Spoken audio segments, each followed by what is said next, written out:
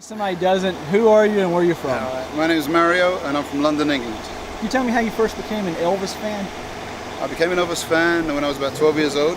I was watching the movies. They used to play the movies on Saturday morning TV in London, in England, and I first got into Elvis watching the movies. I loved the movies. The music was fun. The films were easy and just enjoyable. And I grew up watching movies, and that's why I love the Elvis movies so much, because it reminds me of my childhood. So a lot of Elvis. I know that I hear Billy Fury's pretty big over there. I didn't know that Elvis was that big over in the UK. Oh, Elvis? Oh, massive in the UK. Yeah, massive in the UK. Elvis is the biggest thing, as big as he is over here. Oh wow! Yeah, he really is. Yeah, he was the biggest thing. He still is. Well, when did you go from just being a fan to being a performer? I started performing when I was about 17 years old. I used to go to a restaurant. It was a Greek restaurant. They used to play Greek music, but then they'd have about a half an hour English section at the end.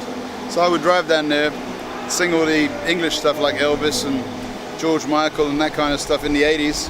I didn't get paid for it. They used to give me a kebab and I'd sing for food. Well, back when I first started coming here, everybody was referred to as impersonator, then it switched over to tribute artist. What's the difference? Is there a difference? Do you know what? I think a tribute artist does it from his heart because he loves it. An impersonator does it maybe just because it's a job and for the money.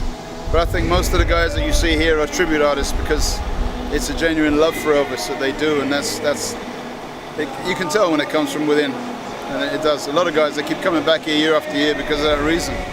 That's why I come back.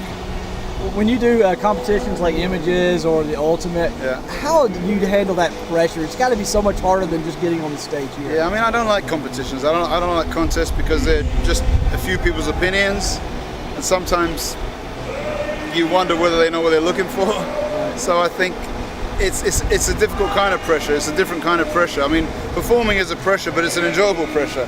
A contest is not enjoyable, really. Unless you win, then it's great. But when there's so many people that are disheartened by it, and me personally, when I'm in a contest and if I get through to the next round, my first thought is to the guys that didn't get through behind me, because I know what it feels like. So yeah, I don't like it. Well, Ben was second place like 3 times before he finally won. Yeah, I mean, Ben did a great job and he deserved it this year. And but I personally, I wish they'd ban all competitions and just let people do what they do, pay their tributes and do it that way. I think it's a better thing to do, and just have showcases and events like that. I think it's a better way to do it. Well, it used to not be this many. Now there's like 9,000 of them because you got all these contests. But anyway, is it a different kind of feeling for you performing, which used to be across the street, as opposed to performing anywhere else? Yeah, I mean, across the street was magical. It was special. You're across the road from Elvis's house, and it meant a lot more than just singing anywhere. I mean, that's a special feeling. Yeah. All right, what's next for you when you get home? I go to Cyprus for a month. I have shows over there, and then I start my tour again in October in England. Last thing, what's your goal when you're on stage? What do you want people to take from your show? I just people to say that I did a good job, a respectful job.